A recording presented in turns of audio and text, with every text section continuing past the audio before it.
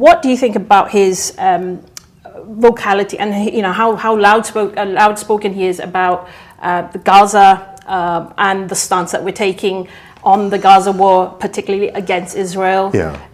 How does that stand out, say, from the other world leaders that you've covered so far? It's interesting, and again, it's a sign of a kind of a new division, a different division in the world. I mean,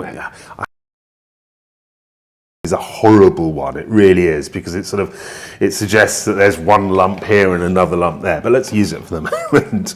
It's clear that on issues such as Ukraine and on Israel and the Palestinians, there's a fairly sharp division, or there certainly was at the beginning. And Malaysia and Malaysia's leadership has made its position very, very clear on Israel and the Palestinians, and seems to walk in step with its population there, that it seems to speak for many, many Malaysians in their unhappiness at what Israel is doing in Gaza. It's worth pointing out, there is a shift also in the West as this war has continued, and more people feel uncomfortable and upset about what has happened.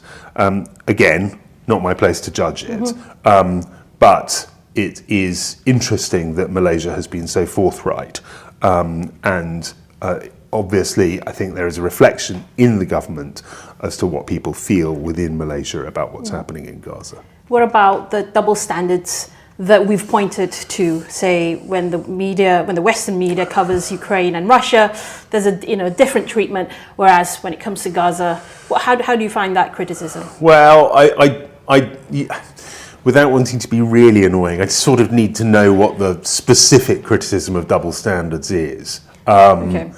The BBC in particular gets criticised from nearly every side on this topic, and I appreciate that very few people are because the topic is so polarising, very few people are happy with the coverage that they see. Yeah. What I tend to say to people is, look at the other side, look at the complaints that the other side have about our coverage as well, and bear in mind how strongly they are held when you point out that we are the devil or we have double standards. Yep. We are unable to get inside Gaza to report from Gaza. We would very much like to, but the Israeli authorities do not allow us to, which really restricts the reporting that we can do. We depend very heavily on first-hand reporting, on saying we are here and we are witnessing that. We can't do that inside Gaza.